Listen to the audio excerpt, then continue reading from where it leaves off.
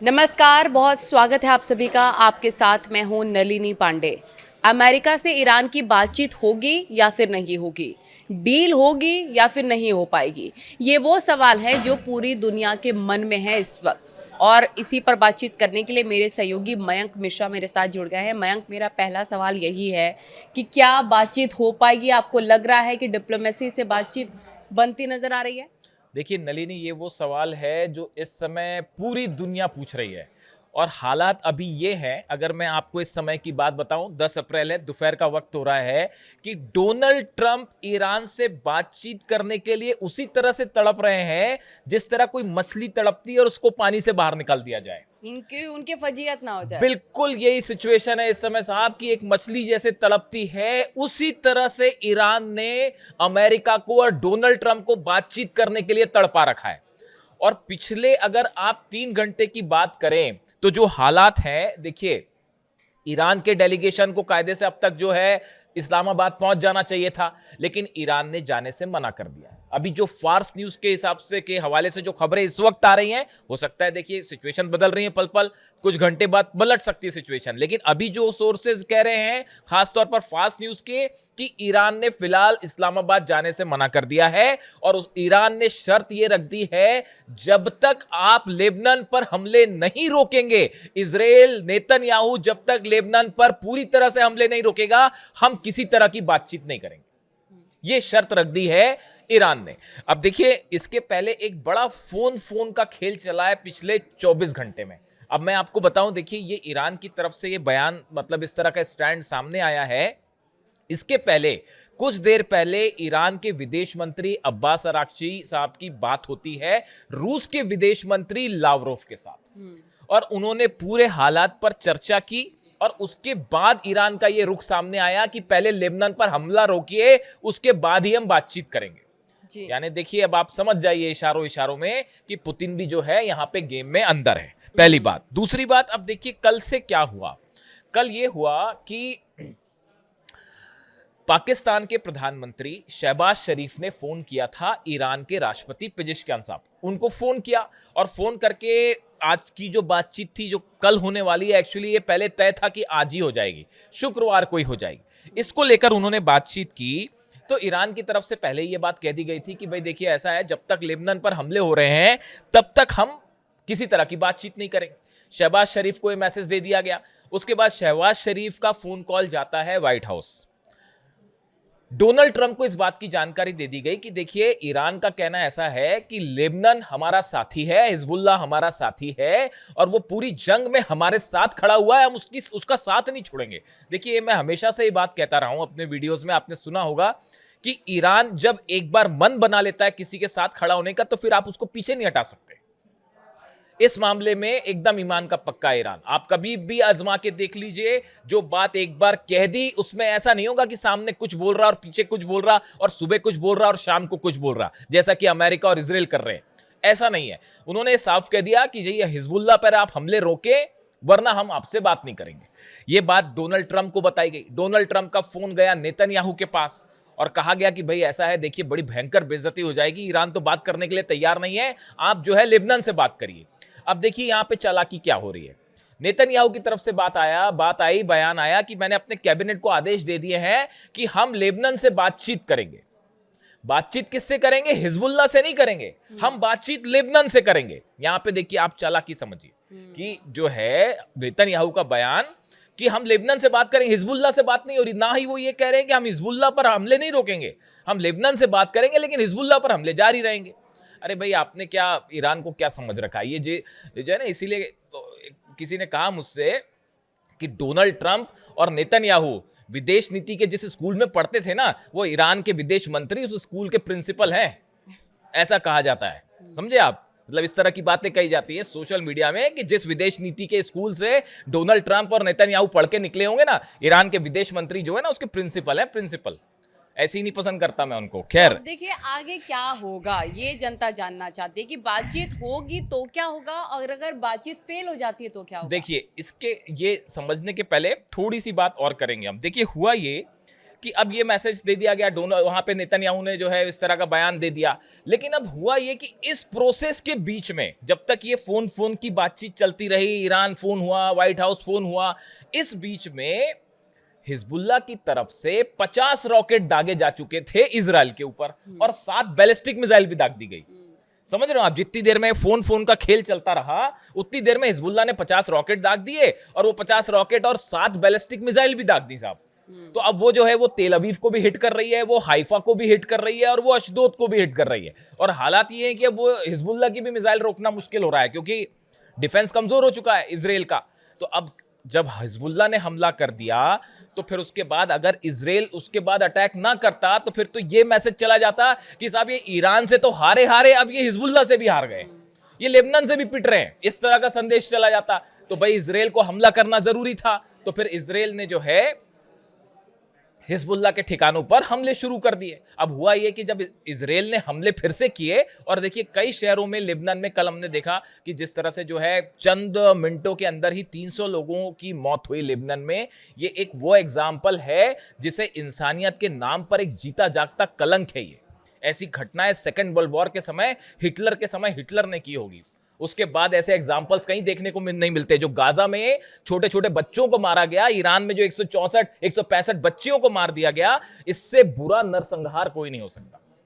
खैर, तो अब वो जो हमले हुए, इजराइल ने हमला कर दिया, तो ईरान ने फिर अपना स्टैंड क्लियर कर दिया कि साहब हम बातचीत ही नहीं करेंगे जब तक पहले आप इस हमले को रोकिए। अब हकीकत यह है, अब आप सोचिए कि कितनी शर्मिंदगी वाली स्थिति हो जाएगी कि अमेरिका के उपराष्ट्रपति जेडी वेंस अपना जो है लाव लश्कर लेके पहुंच जाए इस्लामाबाद और ईरान बातचीत करने ना आए। इससे बड़ी शर्मनाक स्थिति अमेरिका की विदेश नीति के लिए नहीं हो सकती कि वहां से जो है आप अपना डेलीगेशन भेज दें, उनके साथ जेडी वेंस आ गए हैं बात करने के लिए, जेडी वेंस आ जाएंगे, कुशनर होंगे उनके साथ, और तमाम उनके जो है सलाहकार भी हैं, साथ में ब्रैड कूपर जो सेंटकॉम के चीफ हैं वो भी इसमें शामिल होंगे, इस तरह की बात कही जा रही है। लेकिन ईरान अपने शर्तों पे ही काबिज है। ईरान ने साफ कर दिया है। अभी जो फिलहाल पहली शर्त है, देखिए बातचीत डील हो पाएगी वो तो बड़ी दूर की बात है। मैं नलिनी को यही बता रहा था कि नलिनी ने मुझसे पूछा कि भाई डील होने की क्या संभावना। अरे भैया, डील तो तब होगी जब बातचीत शुरू होगी, जब बातचीत ही नहीं हो रही। आप देखिए, इसीलिए मैंने कहा आपको कि डोनाल्ड ट्रंप है ना, मछली की तरह तड़प रहे हैं और उनकी जान फंस गई है हॉर्मूज में आके। अगर हॉर्मूज नहीं खुला, हॉर्मूज में देखिए बिछी हुई है माइंस, ये कोशिश थी, मैं आपको पिछले वीडियो में बता चुका हूं। डोनाल्ड ट्रंप ये चाह रहे थे कि किसी तरह से हॉर्मूज खुल जाए और वहां जो माइंस बिछी थी, जो माइंस बिछी हुई है वहां पे, समुद्री बारूदी सुरंगें जो बिछी हुई हैं, वो हट जाए। तो ये ईरान इस बात को समझ रहा है पहले से ही, भाई तुम्हारी हर चाल को समझ रहा हो, तो शुरू से ही पूरी ये जो बातचीत है, ये इसीलिए अली खामेनी साहब कह रहे थे, मैं हर बार ये बात उनकी याद इसलिए दिलाता हूं कि किसी तरह से ना किसी भुलावे में मत रहिए। किसी बातचीत का कोई हल नहीं होने वाला। ना ईरान अपना यूरेनियम छोड़ने वाला है, ना न्यूक्लियर प्रोग्राम रोकने वाला है, ना मिसाइल रोकने वाला है। तो फिर क्या डील होगी? मिसाइल क्यों छोड़ देगा? ताकि आप राज कर लो वहां पे आके, क्यों छोड़े अपना मिसाइल प्रोग्राम? अब देखिए, मतलब ईरान को बातचीत करनी भी नहीं चाहिए, अपना स्टैंड क्लियर। बिल्कुल, और उन्होंने ये क्लियर भी कर दिया है साफ कि भाई ये स्थिति। अब देखिए, इसमें जो है मजेदार बात ये है कि अब डोनाल्ड ट्रंप फ्रस्ट्रेशन में कि अगर हॉर्मूज नहीं खुलता है तो इसका बड़ा इकोनॉमिक, आप देखिए जितने वर्ल्ड के बड़े पेपर्स हैं, न्यूज मैगजीन्स हैं, जो एजेंसीज हैं जो इकोनॉमी के बारे में फोरकास्टिंग करती हैं, वो ये सब बता रही हैं कि भाई ये इसका असर पूरी दुनिया में मंदी ला सकता है। इसका असर पूरी दुनिया में होगा। और डोनाल्ड ट्रंप इसीलिए अब मछली की तरह छटपटा रहे हैं कि भाई अगर हॉर्मूज नहीं खुला, वो सब चीजें होती रहेंगी। देखिए, सऊदी जो है, इस तरह की खबरें हैं कि सऊदी और कई देश जो हैं, यूएई, वो एक ऐसी पाइपलाइन बनाना चाह रहे हैं जिसमें हमको हॉर्मूज का इस्तेमाल किए बिना हम अपना तेल निकाल लें। तो उसको बनने में सालों लग जाएंगे। बिल्कुल। तो पूरा अरब परेशान है, पूरी दुनिया परेशान है। अब इनको रास्ता नहीं मिल रहा, इसलिए जो है फ्रस्ट्रेशन में है डोनाल्ड ट्रंप। तो क्या अब ये कहा जाए कि इजराइल ने अमेरिका को पूरी तरीके से फंसा दिया है अपनी जाल में और अमेरिका को बाहर निकलने का कोई रास्ता अभी सूझ नहीं रहा है, जैसा कि आप बता रहे हैं कि ट्रंप भी बहुत डेस्परेट है बात करने के लिए? देखिए, ये एक ऐसा सवाल है जो सिर्फ मेरी व्यक्तिगत राय नहीं है, पूरे दुनिया भर के डिफेंस एक्सपर्ट्स को अगर आप देखें, पढ़ें, सुने, तो सबका कहना यही है। यहां तक कि ईरान भी यही कह रहा है कि नेतन्याहू के चक्कर में आके डोनाल्ड ट्रंप ने एक ऐतिहासिक गलती कर दी है। हिस्टोरिकल मिस्टेक है ये डोनाल्ड ट्रंप की और अमेरिका की। और अगर आप मेरी व्यक्तिगत राय जाने, इसके परिणाम अमेरिका को सदियों तक, कई पीढ़ियों तक भुगतने पड़ेंगे। मैं हर बात को साफ नहीं कहना चाह रहा, लेकिन आप समझिए इस बात को, सुप्रीम लीडर को निशाना बनाना इतिहास की सबसे बड़ी गलती साबित होगी और इसके लिए ईरान की सेना कभी माफ नहीं करेगी। और ये एक ऐसा क्राइसिस है। आपने अगर ईरान के नए सुप्रीम लीडर मुज्तबा खामेनी का कल बयान प्रसारित किया गया कई टेलीविजन के जरिए, उसमें उन्होंने यही बात की है कि जो गुनाहगार हैं उनको छोड़ा नहीं जाएगा। और आपको अंदाजा, पता नहीं आपको होगा अंदाजा, कई दर्शकों को जिनको ना हो अंदाजा, जो ये सोचते हैं कि ईरान झुक जाएगा, तो ऐसा भयंकर गुस्सा है ईरान की सेना में जो अभी आगे देखने को मिलेगा। अब आपके सवाल पे जो आऊं मैं, देखिए अमेरिका के बेस उड़ गए, जितने बेस थे 17-18 बेस उनकी ऐसी की तैसी हो गई है। वो जो टेक ऑफ वाली स्थिति नहीं है वहां से प्लेन्स की। आप देखिए 25 प्लेन, मेरी जानकारी के मुताबिक 25 प्लेन्स अलग अलग एयरपोर्ट पर जो बेसिस पे थे वो, या जो फ्लाई कर रहे थे वो अमेरिका के तबाह हो गए। हॉर्मूज बंद हो गया, अरब देशों में हमले हुए, अरब देश अलग जल रहे हैं। उसके बाद जो है पूरा इंटरनेशनल जो एक प्रभाव था अमेरिका का, वही खत्म हो गया है। बिल्कुल बिल्कुल। कोई डरने को राजी नहीं। पुतिन कह रहे हैं यार क्या बुरी हार हुई आपकी। पुतिन को जब ये स्थिति आई, ट्रम्प खुद है। अब वो बात उन्होंने सलाह मानी नेतन्याहू की और हमला कर दिया ईरान के ऊपर और सुप्रीम लीडर को निशाना बना दिया। अब देखिए हालात तीन हैं, अगर ये बातचीत होती है नहीं होती है, लेकिन यहां से जो तीन स्थितियां बनती दिखाई दे रही हैं, वो पहली ऐसा लगता है कि पहली जो चीज है वो कि अगर ये बातचीत फेल हो जाती है, जिसकी बहुत ज्यादा संभावना है, पहली बात तो बातचीत शुरू होगी कि नहीं होगी, लेकिन अगर मान लेते हैं बातचीत शुरू भी होती है, आज नहीं कल नहीं परसों, तो भी यूरेनियम के मुद्दे पे, मिसाइल प्रोग्राम के मुद्दे पे, न्यूक्लियर मुद्दे पे ये बातचीत फेल होनी तय है। ऐसी स्थिति में क्या होगा? पहला ऑप्शन अमेरिका के पास ये है कि अमेरिका इजराइल के जरिए इस जंग को जारी रखे। डोनाल्ड ट्रंप फिर से अगर जंग में कूदते हैं तो फिर फजीयत होगी। आप नहीं हरा सकते साहब ईरान को। छोटे छोटे बच्चे भी ये बात समझ चुके हैं, हिंदुस्तान के छोटे बच्चे भी समझ गए इस बात को कि ईरान को अब नहीं हराया जा सकता। तो आप क्या करोगे? हॉर्मूज में आप जा नहीं सकते क्योंकि माइंस बिछी है, तो फिर आप अल्टीमेटली क्या करोगे? फिर बम्बार्डमेंट करोगे, उससे क्या होगा? तो डोनाल्ड ट्रंप अब फिर से घुस के अपनी फजीयत नहीं करेंगे। तो फिर क्या होगा कि आप जो है हथियार, ऑलरेडी इजराइल पहुंचना शुरू हो गए हैं हथियार, इजराइल जो है वो हथियार पहुंचने शुरू हो गए हैं, इजराइल के जरिए आप जंग को जारी रखेंगे। लेकिन जब अमेरिका नहीं हरा पा रहा साहब, वो तो अभी हिजबुल्ला को संभालना मुश्किल हो रहा है इजराइल के लिए, तो ईरान और अगर सीधा इजराइल के बीच में 1-1 हो जाए तो पूरा तेल अवीव खत्म हो जाएगा। तो वो एक समस्या। दूसरी जो स्थिति है वो ये कि ये जो सीज फायर है इसको कुछ दिन कंटिन्यू किया जाए, ताकि अमेरिका को एक और मौका मिले कुछ प्लान बनाने का नया, या अपनी फोर्सेस को ठीक से मोबिलाइज करने का। अभी तो अमेरिका इस हालत में नहीं था कि जंग को कंटिन्यू करे, वरना करारी शिकस्त मिल रही थी। तो फोर्सेस को मोबिलाइज करके नया प्लान तैयार करने के लिए अमेरिका कुछ टाइम और बार्गेन करे, कुछ समय तक, भाई कि थोड़ा सा तेल वेल पे जो दबाव पड़ रहा है दुनिया पे, इकोनॉमी पे, वो थोड़ा सा कूल डाउन हो। लेकिन ईरान इस बात को बेहतर समझता है, इसलिए देखिए हॉर्मूज पर जो है वो जैसे गर्दन पकड़ी जाती है वैसे उसने गर्दन पकड़ रखी है। अब देखिए इसी बीच जो है एक नई खबर और ये है कि अब्बास अराक्ची का बयान आया है, एक्स पर उन्होंने लिखा है that Netanyahu's criminal trial resumes within days, adding the region wide ceasefire would hasten his jailing. उन्होंने ये कहा कि साहब अब तो नेतन्याहू के खिलाफ जो है जो केसेस शुरू होने वाले हैं इजराइल में, तो नेतन्याहू चाह रहे हैं कि जंग जितनी लंबी खींचे तो किसी तरह मेरे खिलाफ जो तमाम आरोप लगे हैं वो बच जाए और मेरी गर्दन बचे। तो वो इसीलिए जो है इस जंग को और लंबा खींचना चाह रहे हैं। और अब्बास अराक्ची का, ईरान का कहना ऐसा है कि हम पूरी कोशिश करेंगे कि नेतन्याहू को उनको किए की जो है सजा मिले, सत्ता भी जाएगी उनकी और जेल भी जाएंगे। तो वो उस तरह की कोशिश भी चल रही है। अब देखिए सवाल जो है कुल मिला के ये स्थिति है कि बातचीत शुरू हो पाती है। हाँ, बातचीत शुरू होगी नहीं, इसका हाँ इस पे रात तक इंतजार करना पड़ेगा, क्योंकि इसमें अभी कई बार यू टर्न्स आ सकते हैं।